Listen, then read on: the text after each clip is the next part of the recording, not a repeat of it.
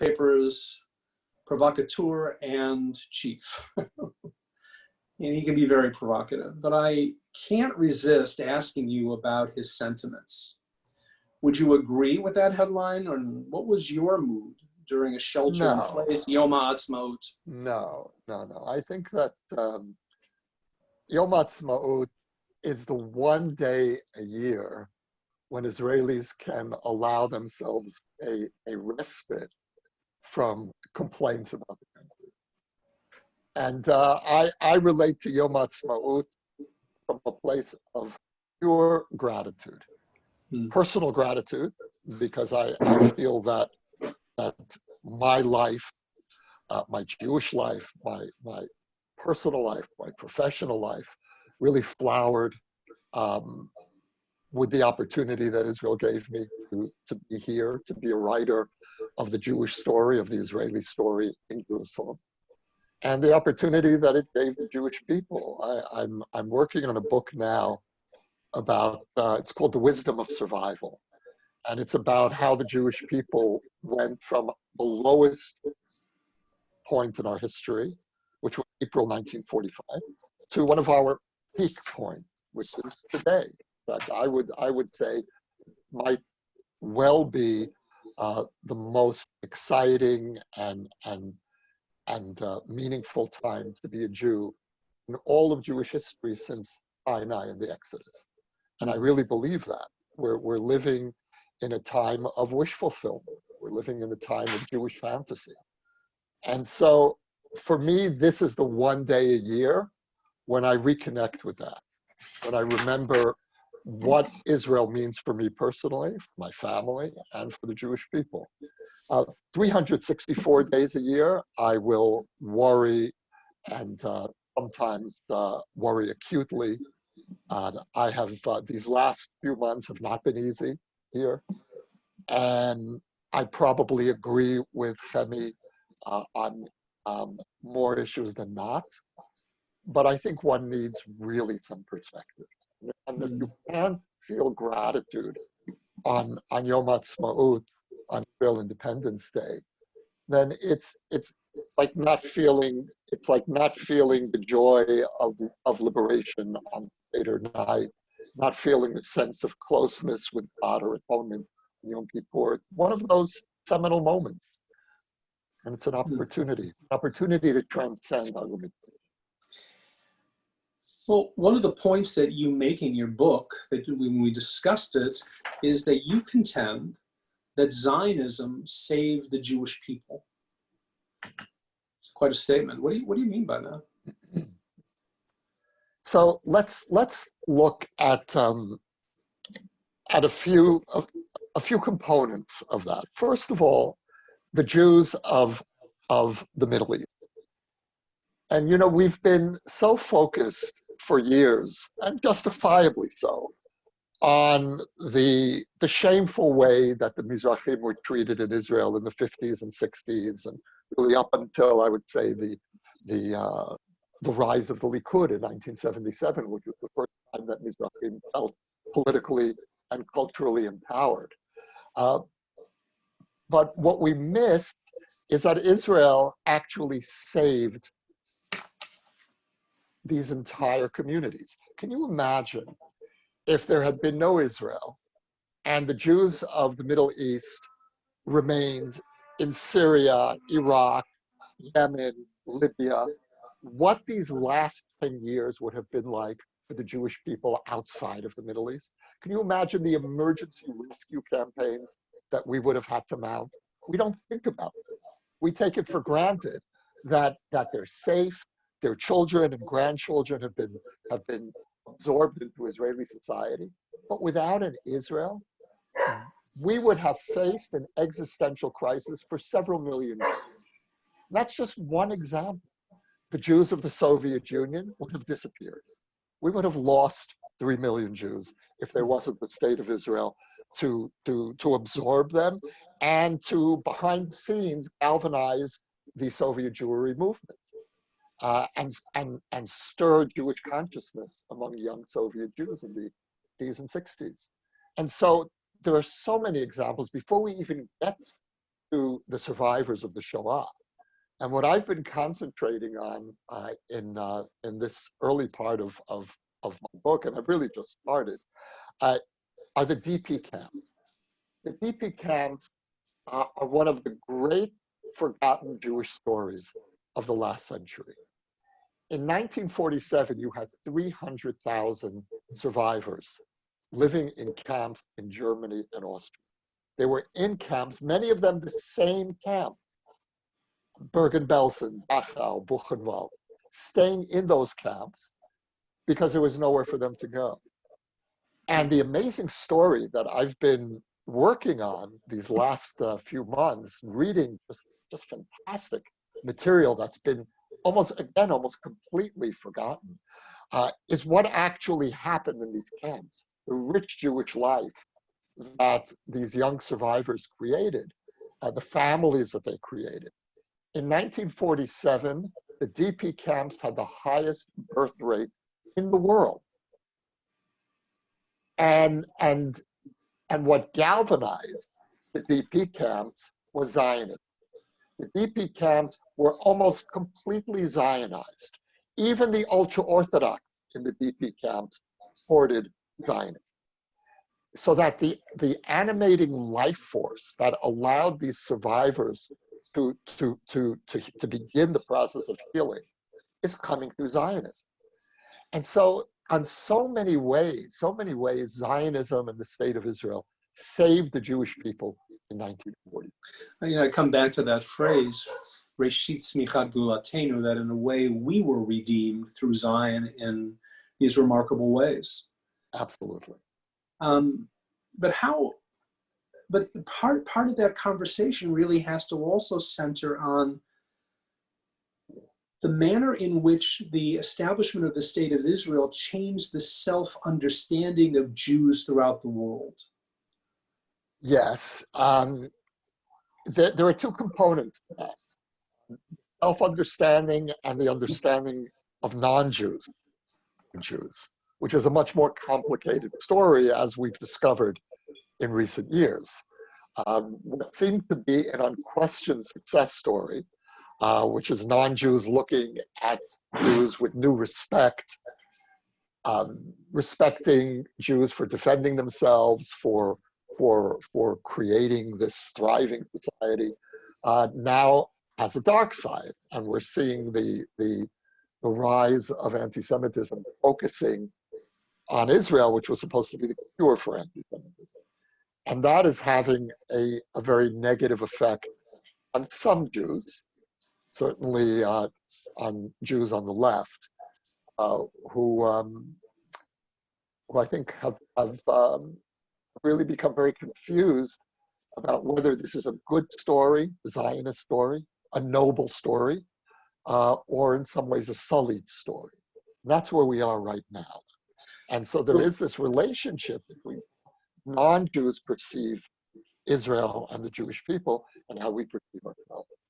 Well, it's interesting. I think it's generational. I know for people of my generation, your generation, the creation of the state of Israel was seminal to our own self-understanding in a very positive way. Yeah. And in some ways, we're kind of seeing the exact opposite for many young people, especially when they go to college. Yeah. I mean, for me, my father was a survivor, and our home was intensely Zionist. We had hanging on our wall was a brass relief of Herzl. Now, I grew up in Borough Park, which was even more so today, but even then was a Haredi neighborhood. And the rabbi that we had on the wall was Herzl. He was the presiding deity in our home. And so Herzl really gave meaning for my father to his post-war life. And so for me growing up, Zionism was oxygen. And when my first trip to Israel, which happened to have been in the extraordinary summer of 1967, my father and I flew to Israel right after the Six-Day War. He had two brothers who had survived the war whom he hadn't seen since Holocaust. And as soon as the Six-Day War ended, we're on a plane in Israel. For me, I told my father, you go home and I'm staying for high school. I was 14. Wow. And he said, no, you're not. I said, yeah, I'll be okay. This will work out just fine. So, needless to say, he dragged me back. But I knew from that moment that this is the story that I want to play out. Well, I think this is the challenge of our time, is how to engage young people in our own age in a way that they can hear, not the way that we would want them to hear, but the way that they can hear. And I'm wondering, in the aftermath of the coronavirus, what you think will be the trends. I can already see a greater inwardness. There'll be a greater urgency to address our problems here in America for the Jewish community. Yeah. How do you think that that's going to affect not only young adults, but just Jews in general and the whole Israel diaspora relationship? It's a really, really good question. This is a fraught moment. Even before Corona, it was a fraught moment in the relationship. And I worry, as you do, that Corona is actually going to pull us further apart, as the tendency will be for greater insularity. And I don't necessarily mean insularity in a negative sense. There is going to be a need to take care of one's own home, one's own communal space, before thinking about the Jewish people in the aggregate. I think that we're going to have to work harder to make the case for a Klal Yisrael identity. But it's interesting about Corona, because if we step out for a moment from the Jewish context, Corona, I think, is already playing out in paradoxical ways for humanity as a whole. On the one hand, it's reinforcing the necessity of borders. The first thing Israel did when we began to realize the seriousness of this was close our borders, which is one reason why the casualty figures have been low. We're something like 200 fatalities over the last 6 weeks. And so the necessity of borders has really been validated by Corona. On the other hand, we're living through the most universal moment, I think, in human history. We are living through a moment where everyone on the planet is going through the same trajectory of fears, and we're all hopes, and we're all experiencing the same emotions. And we've never had that before, thanks to social media. We all know how many fatalities there were yesterday in Italy. We're all keeping tabs. We all know what's happening. We here know what's happening in America. We know what's happening in New York. And so this is a universal moment. And so my question, and I go back to the question you're raising, Michael, which is, how does that translate in a Jewish context? On the one hand, the borders will be a fact of life. We are going to be much more centered in ourselves. And I'll give you an example of that. There were the American kids who were on Israel programs, all went home. Even though home might have been more dangerous than here. Here we have it under control. My son, who's studying in New York, got on a plane and came home. And so Corona is making very clear to every one of us what home is. For American Jews, home, even if you're in Jerusalem, you want to be home when this is happening. You go back to home. And my son, who's a jazz musician and loves New York, if you're a jazz musician, that's the place to be. But it ain't the place to be when Corona is happening. you want to really be home. So on the one hand, we are going to be barricading ourselves into a sense of home. On the other hand, we've just had this extraordinary universal experience, and we have to translate that expansiveness in a Jewish context. We can't just be barricaded in our narrow sense of home. It's interesting that the coronavirus also brought to light the powerful influence of the Halevi in Israel. When the health minister, the now outgoing health minister, is Haredi. How do you think that affected Israel's response, since we're talking about this? Oh, it definitely set us back. He was a terrible health minister. He's just resigned. Yes. And the reason he resigned, as he explained to the not so aggrieved public, was he felt he needed to channel his energies into helping Israel solve the housing crisis, now that he's done such a bang-up job with the industry. And the truth is that he had nothing to do with managing this crisis. As much as it pains me to say this, it was Netanyahu who managed the crisis reasonably well. Having a Haredi health minister may have helped in one way, which is when the government decided to clamp down on Haredi areas because they were particularly infected. It helped to have a health minister in a long beard and a black hat telling the Haredi community, you have to follow these. It's fascinating. And in a sense, it may have brought the Haredi community more into a scientific age. Well, very interesting things happened as a result of Corona in Israel. And that is that our two peripheral communities, the Arab Israelis on the one hand and the Haredim on the other, have both been affected by Corona and the relationship with the Israeli mainstream in very different ways.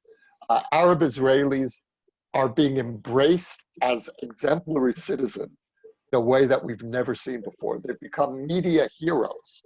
The nurses and doctors, look, 20% of Israeli doctors are Arab. 25% are nurses. 48% are pharmacists. So if you have to look for a silver lining in an epidemic, it's that our health industry is exactly the right place for Arab Israelis to exploit a crisis and enter into the mainstream. And we're seeing signs of that happening.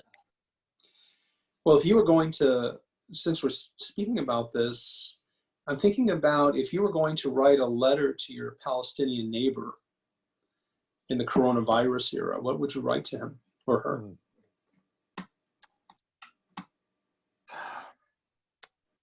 You know, I wrote an open letter to Hamas leaders, and I decided not to publish it. The tone was a little too sarcastic. But what I said to Hamas leaders was, stop threatening Israel that if we don't deliver respirators, none of us here are going to breathe. But that's not going to get you the respirators. Instead, why don't you tell us, okay, we're at war, we understand, you want to destroy us, we get it. But we are neighbors.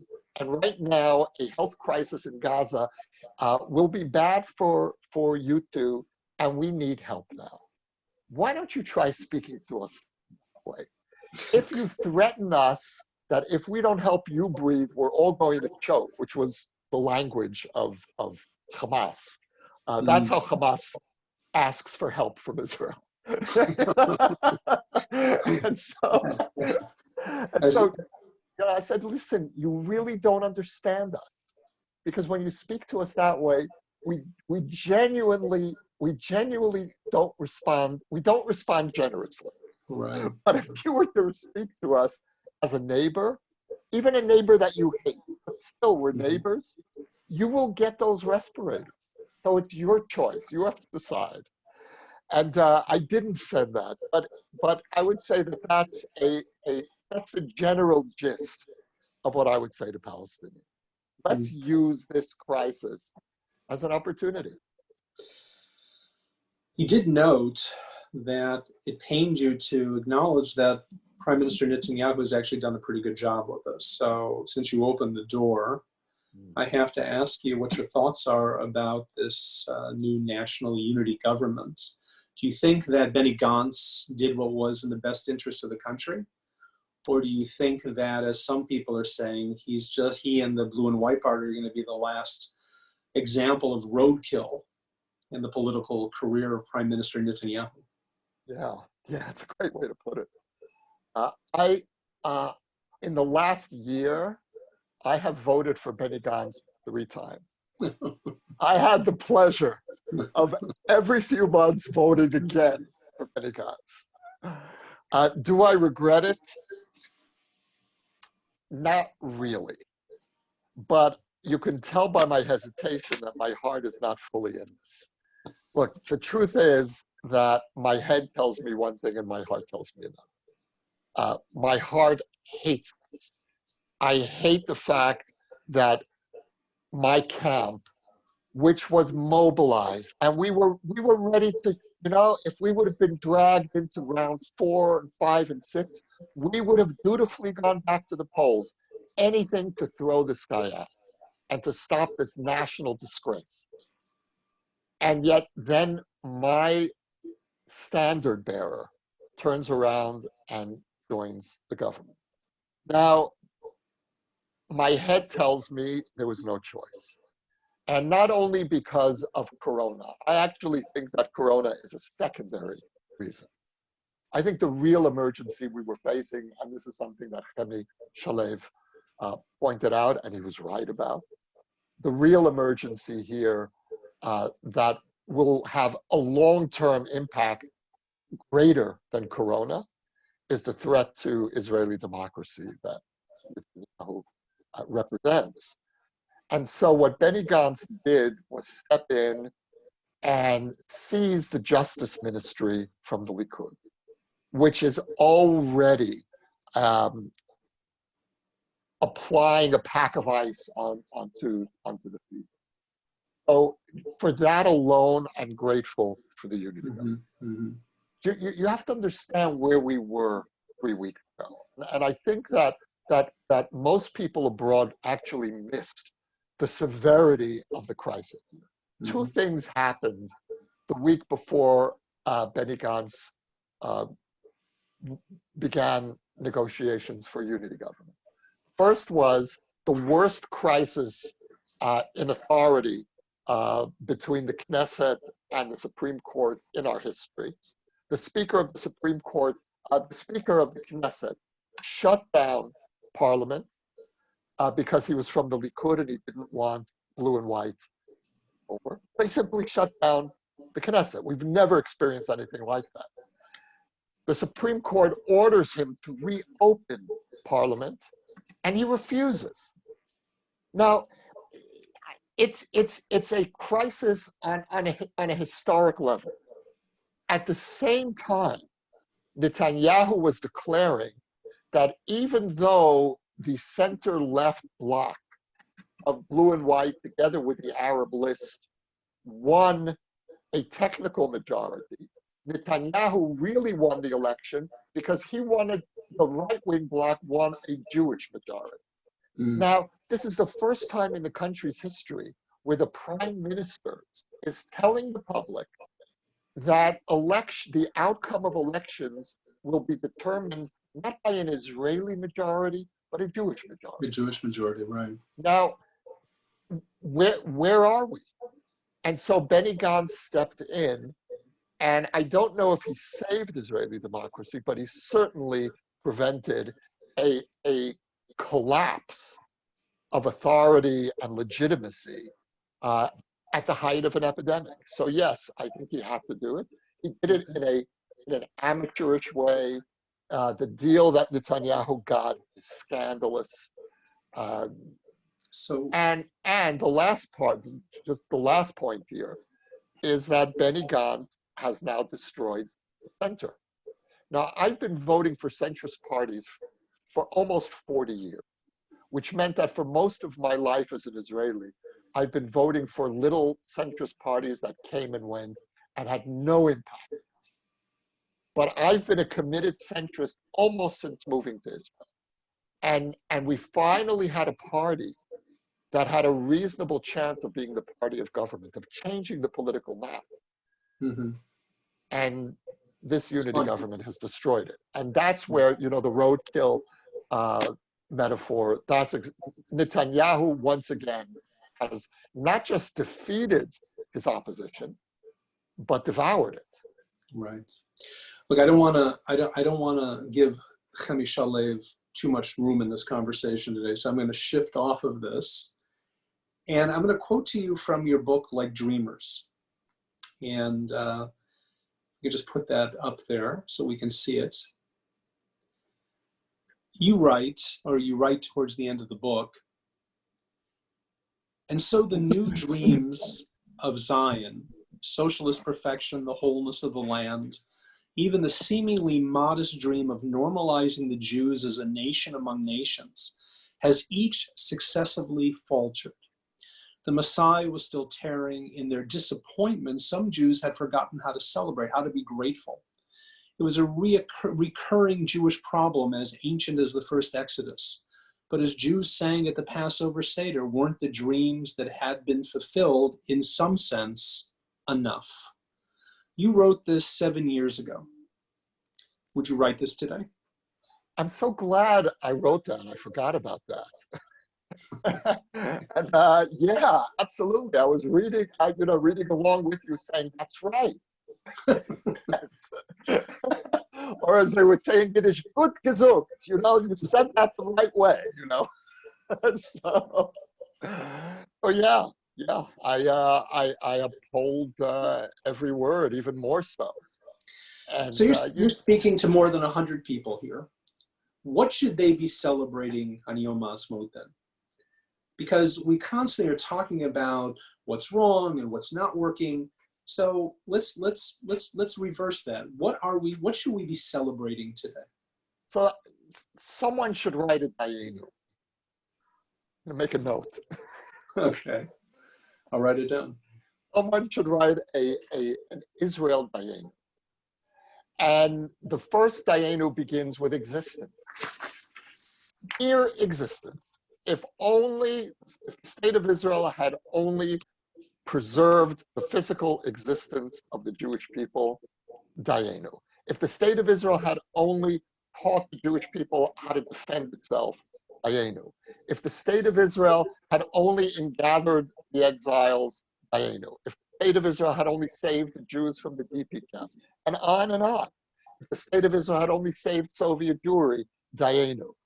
If the state of Israel had only created the new center for Jewish life after the thriving center of Jewish life was destroyed in Europe, dayenu.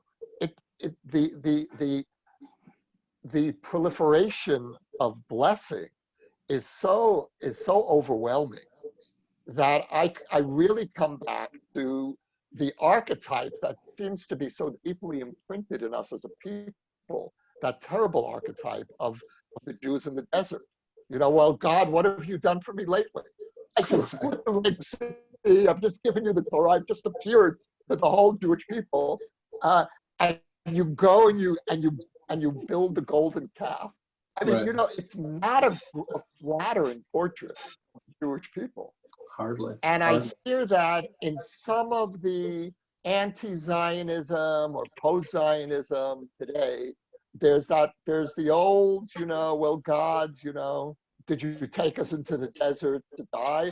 Or that great line in Sefer Shmot, where the Jews are at the cusp of the Red Sea, and it's not opening, and they turn to Moshe, And they say, why did you take us out here? Weren't there graves Mati in Egypt? Safalai, right, right. Yeah, weren't there graves in Egypt? Why did you? And that's such a great line. It's like the first Jewish joke, the Joke, first right, vaudeville exactly, joke. right. What Right. you didn't have graves. You could hear it said it in a Yiddish accent. Yeah. You didn't have graves over there. You had to drag us out over here to die. And so that's so deep in it. But to your Dayenu, I would also add that it would have been enough for us to change the trajectory of Jewish history. We're no longer, what does it mean to come out of Galut?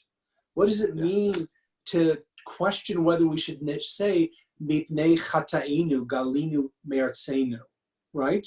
Are we really in exile? How do we understand it? And that is a remarkable change in Jewish thought. I mean, look, what has happened in our time is there is no exile anymore. And there isn't an exile because two things happened. One is the state of Israel was created, and the second was that those Jews who live outside of Israel moved from a condition of exile to a condition of diaspora.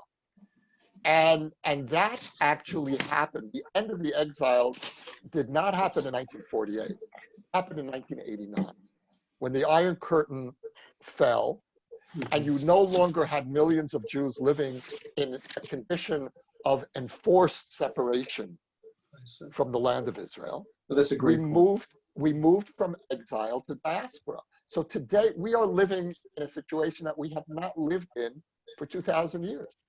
And that's part of the celebration. And the fact that diaspora can be diaspora without being exile is because diaspora is free, but also because there's a Jewish state. And you have the choice of moving there. So since you brought up Dayenu, we have to start talking about Jewish music. And you've been writing a lot about Jewish music. And you had a great piece in yesterday's, or actually it's in today's Times of Israel. And I took a little bit out of it to kind of get this conversation going. You wrote, "No art form is as beloved by Israelis as Hebrew song. Perhaps this isn't surprising. The strongest Jewish art forms have traditionally been literature and music, and that has held true in modern Israel. From the earliest days of the Zionist movement, the experience of return was chronicled and vitalized by song. The joy of rediscovery of the lost land, the struggle of building, and the price of defending. Israel was sung into existence and sustained ever since by song." I really love this piece that you wrote, and I was really moved by it. Well, talk about your relationship with music and how, and according to you, it really made you an Israeli. Jewish music or Israeli music made you Israeli. Not a Zionist. You obviously were a Zionist when that first trip to Israel and you wanted to stay, but what does that mean, and how do you define that? The soundtrack of Israeli life is inseparable from the experience of being an Israeli in so many ways.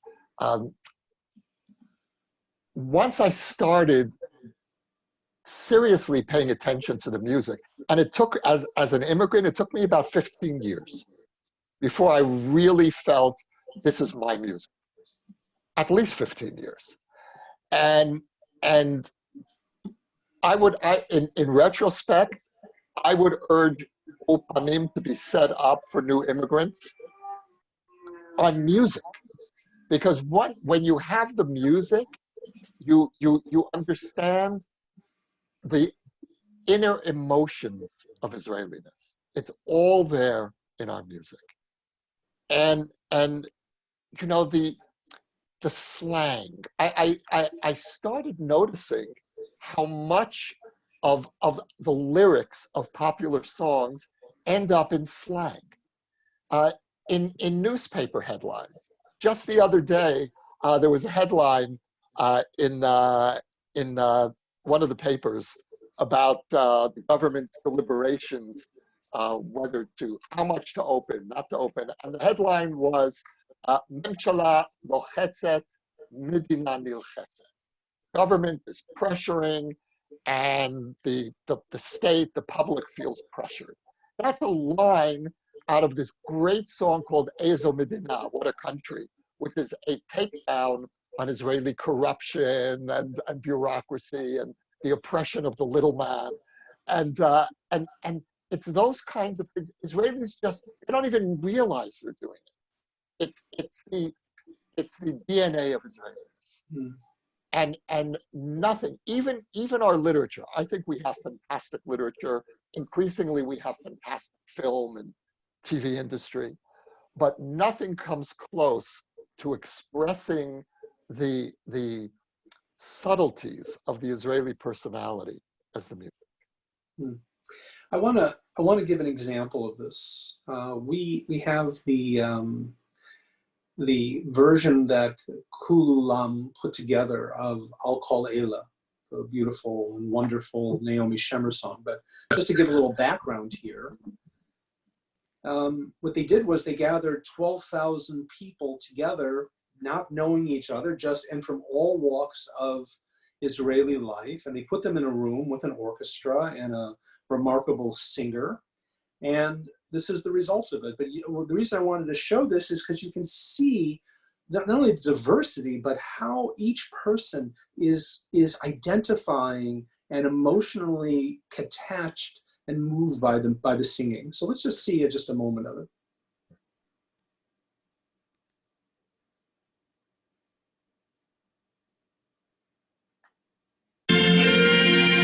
על הדבש ועל העוקץ, על המים ועל הטוב, על ממנו התינוקת, שמורנו הטוב.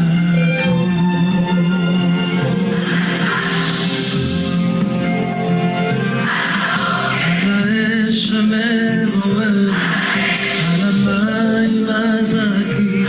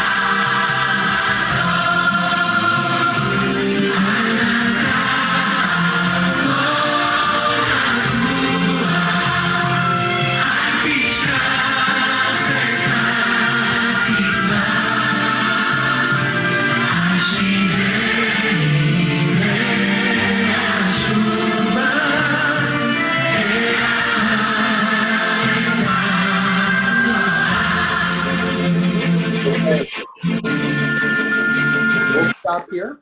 Fantastic. That was incredible, huh? Fantastic. What do you see when you look at that? What do you see? Prayer.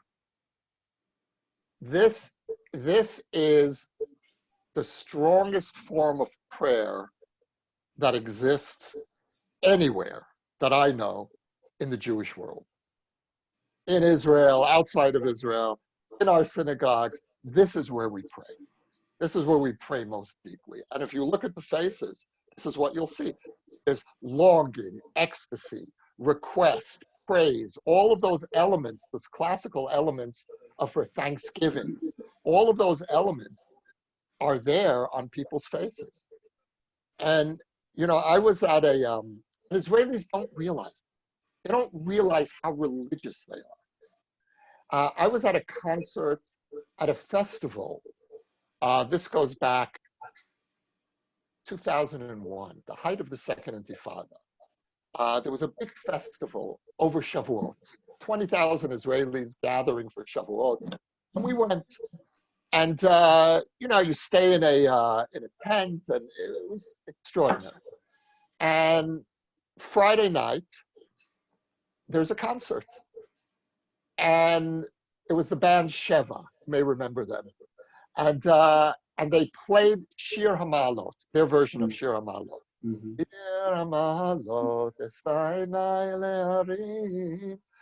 And the whole 20,000 people are singing Shir HaMa'alot. Now it's the second Intifada. Lots of those kids were on leave from their bases. They were going back to Jenin or wherever. And you felt this extraordinary sense of yearning, of fear and hope. And I thought to myself, you know, if you were to ask any of these kids here, is this a religious experience? Are we being Jewish, religious right now? They would say, well, of course not. It's Friday night. These are instruments. We're violating Shabbos, you know. And of course this isn't religion. And that's part of the stranglehold that the official rabbinate has on Judaism in Israel, that it doesn't allow us to acknowledge how deeply Jewishly religious we are as a society. That was so powerful. You know, some years ago, Janet and I, my wife and I, had the opportunity to go to a David Broza concert on Masada at sunrise. And we refer to what it was like to be with thousands of people singing Yiyah Tov at Masada when the sun was just rising. It was just a remarkable experience. But so thank you for that. You also write about how music has changed the political life in Israel, how the Jews of Yemen or Morocco or the Mizrahi, how they have become part of the public consciousness through music. And even in Al Kol Eila, that you note that when we say that uprooting that which has been planted, right, becomes an issue for the right and kind of a rallying cry. Would you talk about that and just talk about how music in Israel has really influenced the society as a whole? Well, first of all, what's happened to Israeli music, and we can take Al Kol Eila as representative of the old genre of Hebrew Zionist music. It was Ashkenazi music.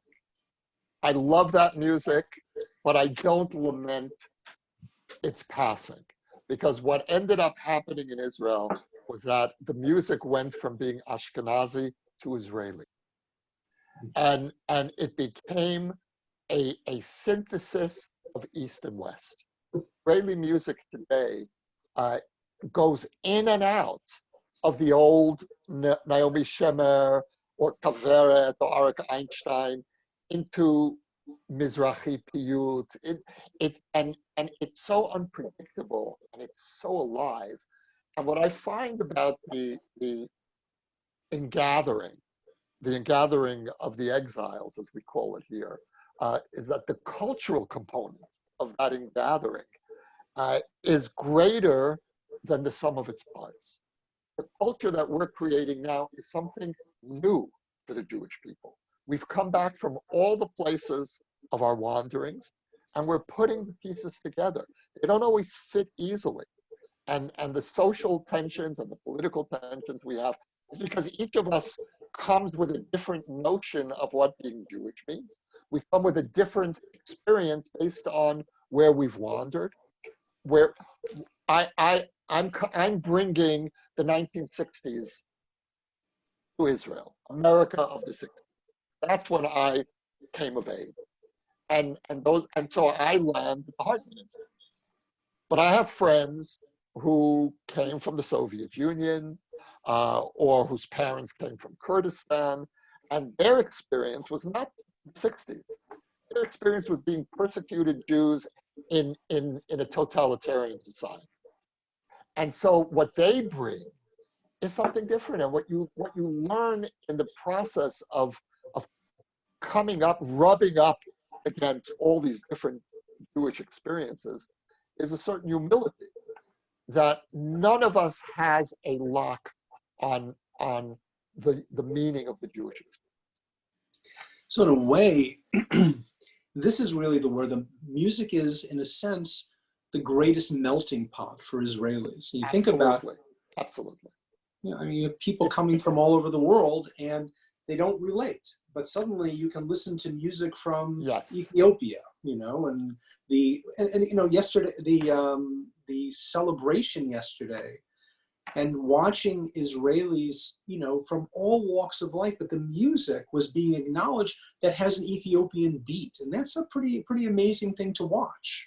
And Absolutely. people like Moroccans who were so abused when they came to Israel, to now see that their children or their grandchildren are bringing those melodies to the forefront, and they're part and parcel of the whole country, is really remarkable.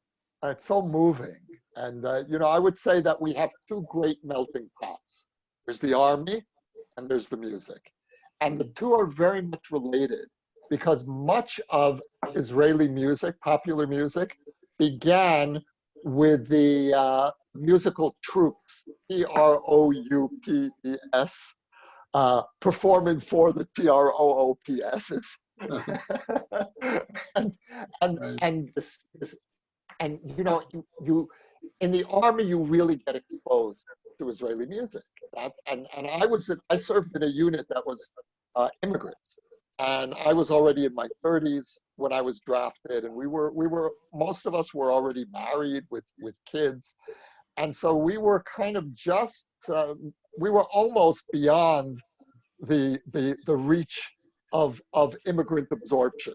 We almost came too late. The army was that last salvaging, and the music. It was those two forces together that really, I feel, made me good. Wow. You mentioned before that, and I was very moved by it, that music and singing and what we were watching with that concert scene was kind of a moment of prayer. But what we're also seeing is that Jews from Morocco and Yemen are bringing piyutim. They're much more comfortable in some ways with traditional liturgy and poetry, and they're bringing it back to the larger society. And so actually we are bringing prayer back, but with new forms of music. And even when our Chazan chants Kol Midre, right? We're hearing Givatron. No, I'm sorry, it's with Natana Tokef. We're hearing Givatron, one version, which was an Israeli rock band. And so the liturgy is coming to us in new forms. Oh, absolutely. It's interesting to see how piyut, which was a nearly forgotten art form, it belonged to the grandparents from Morocco. Their children were ashamed, and it was rediscovered by their grandparents. They're the ones who brought this back into the mainstream. And the ones who did it were the Mizrahi rock musicians. They retrieved piyut and brought it into a musical conversation with Israeli contemporary music. And I was at a concert a few years ago. The title of the concert was Piyut and Roll. Piyut and Roll. Yeah, wow. And it was at Habima, the National Theater, which was always the bastion of high culture, which in Israel, high culture used to be high Ashkenazi culture. Today, piyut is considered high culture as well. That's the classical music of the Jews of the East. So let's hear an example of that. And what we want to do is, if you shared this with me this morning. So we scrambled a little bit to kind of come up with a translation, which with all apologies is not perfect. But you can see it on the screen. And this is a piyut. These words are taken from a rabbi who lived in Sfat in the 16th century by a group called Ya'arat Devash. Could you talk about this more? So this is a piyut which is about the Shekhinah, the divine presence. And according to the Jewish mystics and the author of this piyut, Rabbi Yisrael Najara, was a Kabbalist, one of the great Kabbalists at the time of flowering of the Kabbalah. And for the Kabbalists, the rise of the Shekhinah is both metaphor and an actual tangible part of the redemptive experience. When the people of Israel will be returned to the land, the Shekhinah, the divine presence, will rise again from the dust. We say it every Friday night in the Chadodi, that Kumi Tze'i mitocha afecha, rise up from the ruins, rise up from the dust. And that's the Shekhinah. The Chadodi is a song to the Shekhinah. And so this is also a piyut to the Shekhinah. And it speaks about the Shekhinah in your beautiful old age. In other words, and the Shekhinah also can be a metaphor for the people of Israel. You've been around now for thousands of years. You've had your ups and downs, but now in the Messianic era, you will be in your beautiful old age. And what the singers here, what they've done so beautifully with this piyut, is they've released this for the time of Corona. And they're using the Shekhinah, who is the feminine, the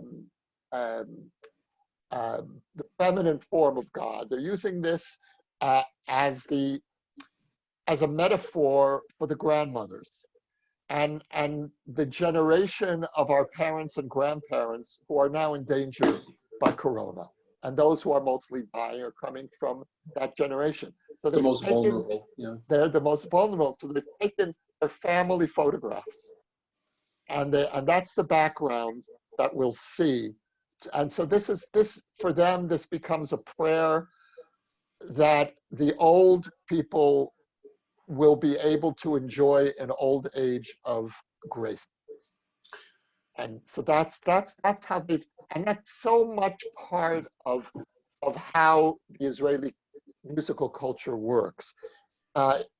One thing comes to represent another. The metaphors fly in every direction. So what was once a beautiful piyut about the Shekhinah is now about the divine presence that rests in our loved ones, our elders, our seniors. Exactly. It's exactly what this is. And so that's the sweetness upon our tongue. So let's watch it. We're going to watch the whole thing. It's incredible.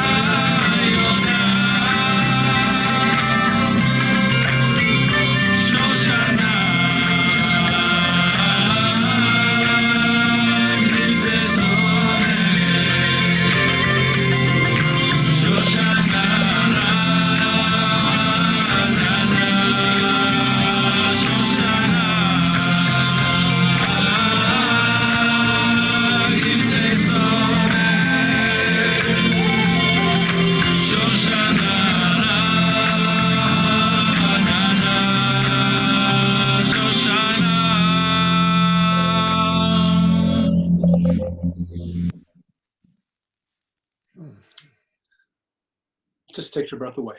I'm just tearing up here. It's overwhelming. It is. Yeah, what a way to celebrate Yom Ha'atzmaut today.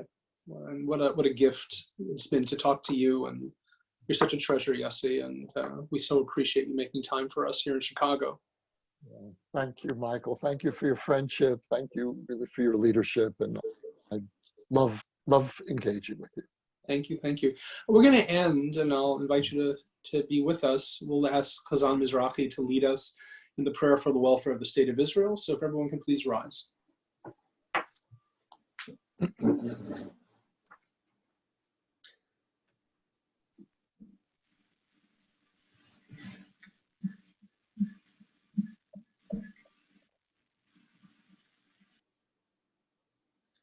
Alberto?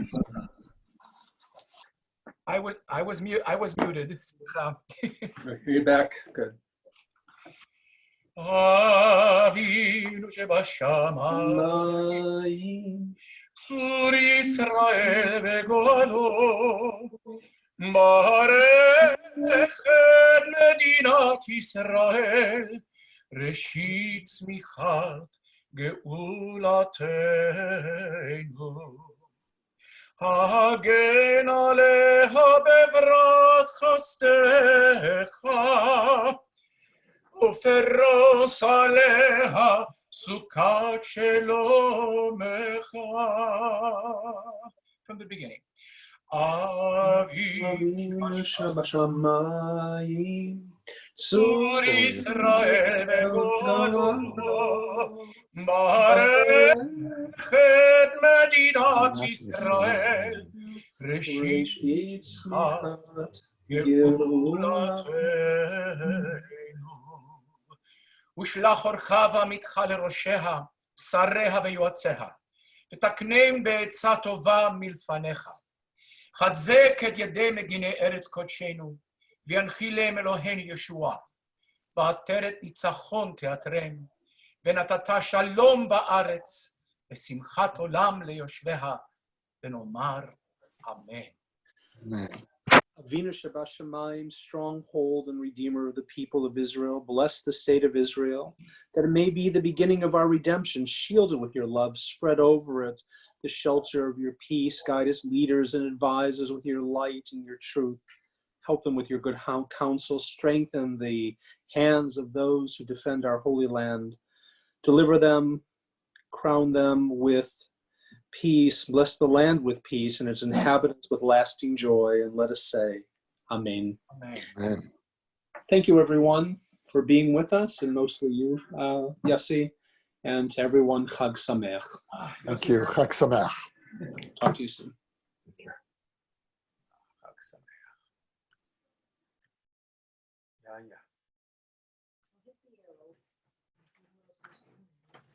Now I've got to call my relatives in Israel.